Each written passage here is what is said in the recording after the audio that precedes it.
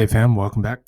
So today we're going to be going over the grayscale trusts, the Nasdaq, Bitcoin, and some dividend declarations. So with that being said, let's get it.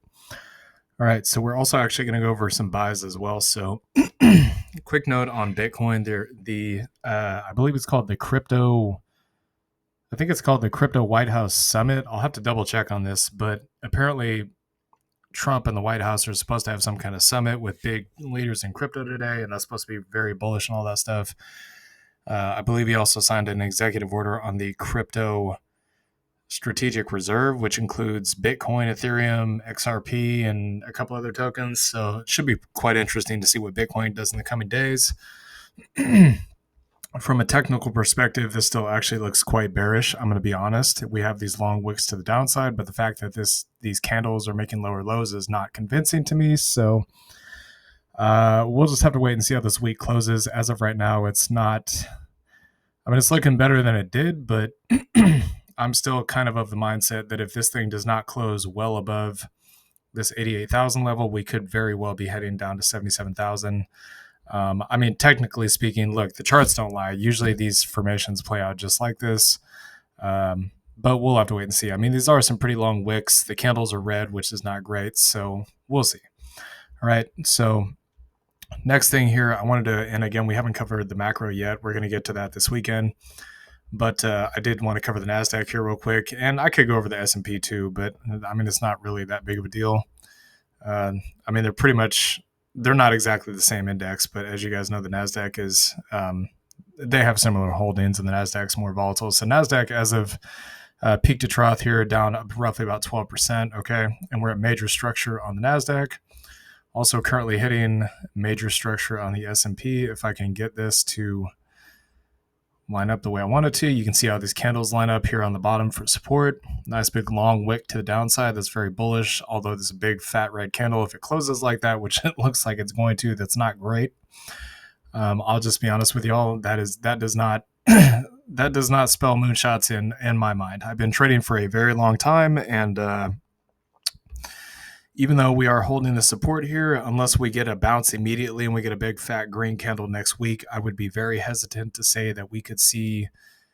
I'll just put it to you, like guys, like this. We need to see a red to green move. Okay, something like this red candle and then a big fat green candle. We need to see something like that. Okay, preferably an engulfing one that's bigger than this week would convince me that the downside is over and we're going to the upside. And the same thing also for the Nasdaq. So I did just want to point that out. And even if we don't get a green candle next week, there's no guarantee it has to go lower, but I'm sharing this based on probabilities with you guys, and the trading probability here is that because it's below the EMAs, because we've had multiple red weeks and they're creating lower lows, that is the trend as of right now. Is I mean, not quite a full-blown bear trend, but I mean, if we get below the support here, it's not going to be pretty.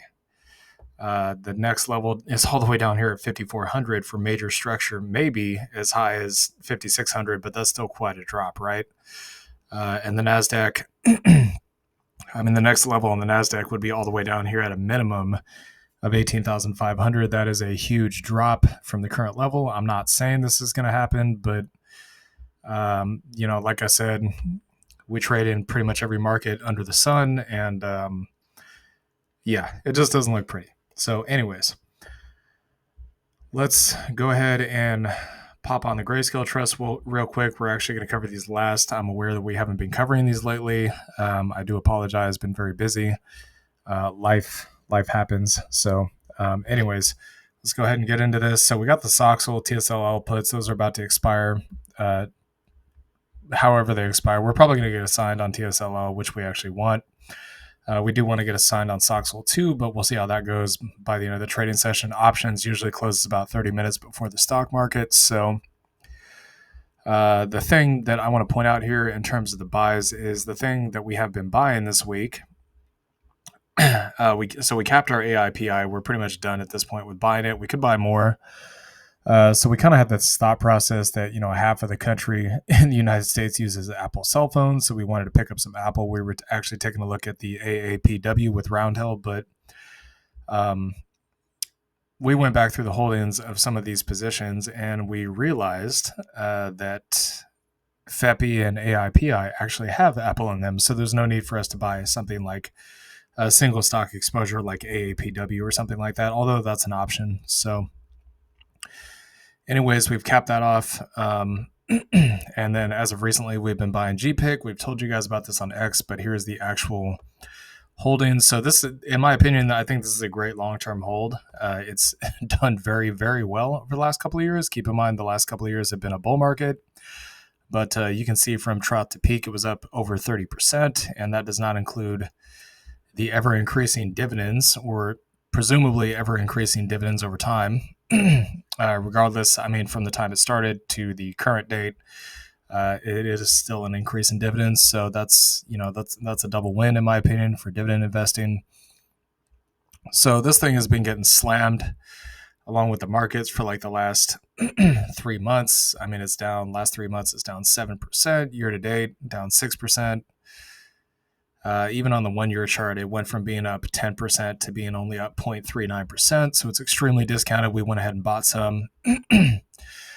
We're saying tentatively at this point that we think the market bottom is in, but no guarantees. It does seem highly probable that markets could potentially go lower. So for now, we're going to cap this and probably start buying something else beginning on Monday. We'll let you guys know what that is when we get into the position. But for now, we have the 20 shares, which isn't bad. I mean, it's like $10 a month or something. It's a starting point. Eventually, we want to get to $50 to $100 a month of income on this one. Okay, so now going over the dividend declarations. So we got GPIC. That's the one we just looked at here, the Goldman Sachs premium income ETF. So 41.5 cents per share. Next one on the list here would be the S&P version. Some people like this better because the S&P is not as volatile as the Nasdaq, but you have to understand options. The reason why options premiums pay so much is based on market volatility. So if the Nasdaq is more volatile than the S&P, the question is, are you looking for safety or are you looking for premiums? If you're looking for premiums, Nasdaq would be the better option, but there's a little bit more volatility, a little bit more risk, and the inverse is true with the S&P. So you got to figure that out for yourself. Okay, so anyways, here's the S&P version, 34.5 cents. It's much less than the Nasdaq. Like I said, it's based on volatility. So next one here, we got QDTE. So these do announce on Wednesdays and they pay out on Fridays. This is the index version, so 15 cents per share. I mean, it's still not bad. I mean, that's 60 cents a month per share. That's not horrible if you ask me. I mean, that still pays more than something like GPIC, but GPIC overall has a better overall total return. So XDTE at 14 cents as of right now. This is the S&P version, and then we have the Russell 2000 version. So maybe perhaps we'll cover some of these other newer ETFs that got in the future. So 15 cents on this one. I do also want to cover these newer ones they got. So these are the single stock weekly paying ETFs. So you got an NVIDIA one here. These ones announce on Friday and pay on Monday. Yep. Okay, so announce on Friday, pay on Monday. Let me get this out of here. Okay, so we got 26.5 cents. Personally, we will not be buying these because, again, we've taken a look at the price action. We want something that's going to maintain its price over time, especially if the markets are a bit weak and volatile like they are right now. So, but it's, to each their own. Some people don't care about that. They care about the income. So roughly about 22 cents on the Tesla version here. AAPW, again, depending on market conditions, the wisest thing to do is always to be willing to adjust to market conditions. That's how people tend to make the most money in these markets. That's not financial advice. I'm just telling you guys the truth here. That's how whales become whales. They buy when it makes sense to buy. They sell when it makes sense to sell. So on and so on. So anyways, 20 cents here on the AAPW that I was talking about earlier. Then we have the coin version and we have Palantir. So this is the coin version, 34 cents, 34.5 cents, and then Palantir, which is, let's see, Palantir. Okay, so yeah, Palantir, roughly about 18 cents on this one. So we don't really need to own these single stock ones. The reason being is because if we wanted Coinbase, we could just do Connell, or we already have Coney, or we could do like something like CEPI, and then PLTW is an AIPI. We already have that one. And then Apple In NVIDIA or in the Rex shares ones. In Tesla, we already have TSLL, so there's no need for us to buy these. So the yield max ones. Okay, so we got a bunch here. I guess these are new ones similar to the Roundhill ones. So we got QDTY 16 cents, SDTY 17 cents, GPTY 31 cents, LFGY 46 cents, YMAX. Let's see, YMAX 24 cents, YMAG 15 cents. We still have YMAX and YMAG. Coney 60 cents, Fiat 68 cents, MSFO 28 cents, AMDY 25 cents, Nefli 40 cents, ABNY 48 cents, PYPY just under 38 cents, ULTY 46.5 cents, and CVNY $3.91. That's insane. Okay. So that covers the dividend distributions. So let's go ahead and go over the charts. Of course, unfortunately, because of Bitcoin and the rest of the markets have been getting absolutely hammered. Unfortunately, crypto has taken a beating. But, if you were looking to buy the dip and you don't care and you're just like, well, I know what I hold and I want to hold for the long term. I don't give a crap about that because I know I'm going to make money over, the next months, years, whatever, then you don't care about that. You look for exactly this to get in on the cheap. The one good thing I will show you guys about this is, and I told you guys this before, the dollar and Bitcoin have an inverse correlation. So it does appear that the dollar is actually tanking off a cliff. Usually it starts out looking like this. You can see this huge waterfall here. That's the last time. Well, actually, Bitcoin didn't even. I mean, this is about when Bitcoin bottomed out and it started going up right around this time frame here. But the last time we saw the actual bull market, we saw a very similar setup. So it kind of went down a little bit sideways and then boom, fell off a cliff. We're seeing something similar here. The dollar dumping like this could be the start of potentially seeing the beginning of the final phase of the bull run, because again, the dollar and Bitcoin have an inverse correlation. When the dollar goes down, Bitcoin usually goes up. The only caveat here is that the Fed hasn't started printing money yet, but the markets are starting to predict that the Fed's going to start cutting rates in June. So we'll see. I don't know. We'll see. The Fed's being kind of a very unpredictable at this point. So LTZN still sitting at the lows. And once again, that $9 area I've told you guys about before is kind of just chilling there. Target's still looking for 27 to 54. Keep in mind, these things could very easily go back to all-time highs at 500. It's about a 520% gain here at BCHG. So nice little bounce off the support here. That level is 250 to about 275. I would say probably look at maybe this level down here to pick some up because there's no guarantee this zone right here is actually going to hold as support. Again, it has cracked these levels right here. So the textbook move here would be it probably does something like this. Just kind of bobs around in between the zones, then goes back up, which means you may get another dip buying opportunity down that $2 area if it plays out like that. So anyways, targets 1770 to 24 here. Best case scenario, we'll assume roughly about a 10x, so about a 900% gain. HSEN, it is retesting these lows down here. That's not great. So I will say that if HSEN does manage to actually get through this level of support, the next area would be roughly about that 210, so right about the top of that wick here. Again, it's very common for markets to do that. They'll come down, touch a previous wick off to the left somewhere or a candle, and then boom, pop to the upside, and the inverse is also true. So for now, 260 to 290 is support, and then the targets I'd be looking at is about $8 to 1050 on this one. 295%. So it should be interesting to see if the if the crypto summit's actually going to hold any real weight, and if these markets are going to go up in the coming weeks. If something does happen, I'd be shocked if there were some God candles immediately right off the bat. It may take a little time to play out. We'll just have to wait and see.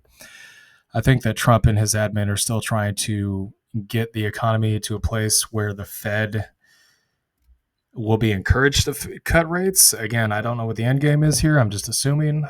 This is my opinion, of course. Nothing stated as fact, but I think that's likely what's going on. So 840 to 10 here for support. Targets between 835 to about 20 on ETCG. It's about 135% gain here. You could pick even as low as this kind of 710 area. Okay, so ETH, this one's pretty much at major structural support here. It's about 1870. Below that, you're looking at 1570. I'd still be looking all the way up here at 7230 for a target. 300% gain, GBAT. So this one's coming back down to this white line. There's a reason why this is here. So roughly about 240, 250 for a potential buy area, and the target all the way up at the highs at 32. You could obviously hold much higher if you wanted to. That's up to you. So 1,290% gain.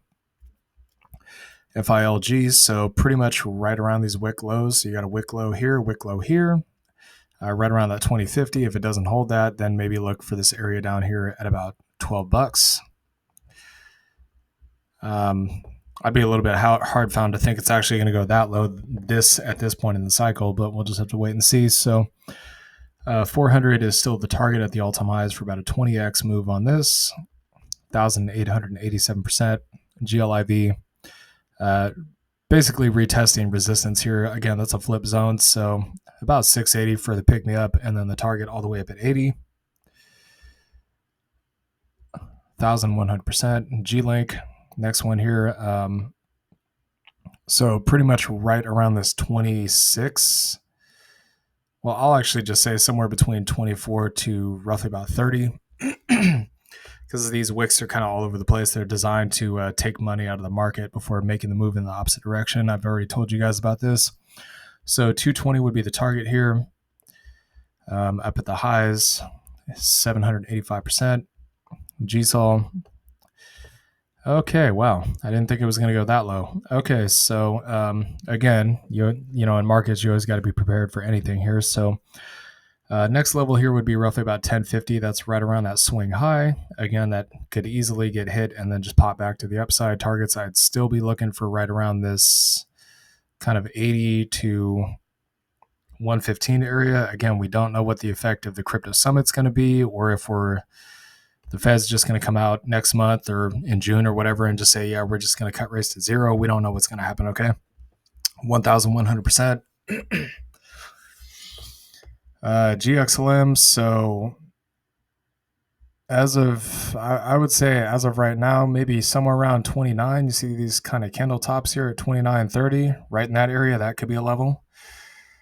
I'm actually going to draw a box here so you guys can see it next time we post a video on this, and it is kind of hitting that area a little bit right now. You can see these candles trying to test that area, but it's not real obvious at this point unless you kind of draw a line through it or a box through it like I just did. So yeah, that would kind of be the current support, and then the targets would be roughly about 59 going all the way up to 70 here. For about 136% gain. Mana. So it's pretty much testing the wick lows here. Again, anything from, I'd say, about 550 to 690. A good area to pick some up. That's where the market makers are going to be looking to stop people out and take their money.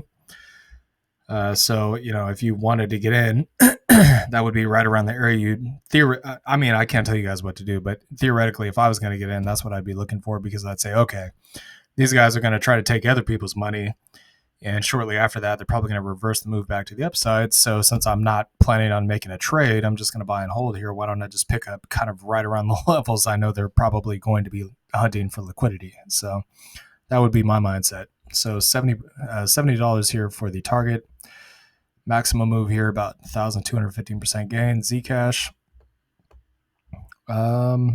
Yeah, so pretty much this is a flip zone right here. So pretty much right around this area.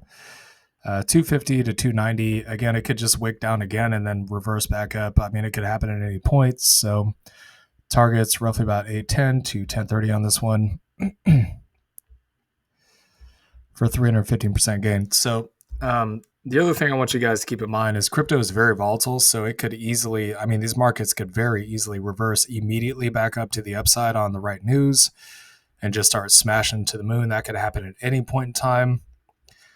Again, it's hard to say what the effects of the crypto summit are going to be, or when the Fed's going to cut rates, what effect that's going to have on the markets, tariffs, you know, the current administration trying to get deals worked out with these nations butting heads overseas. There's a lot of uncertainties. So unfortunately, that is creating quite a bit of volatility and bearishness in the markets. But like I've told you guys before, these markets are very oversold. So it's a premium time to buy. Again, not financial advice. If you guys think it's not worth it to buy, you're like, screw that, it's going lower. Maybe just sit on some cash instead. That's another option. So yeah, anyways, hope you all enjoyed this content. Please like, comment, and subscribe, and I'll see you all later. Peace.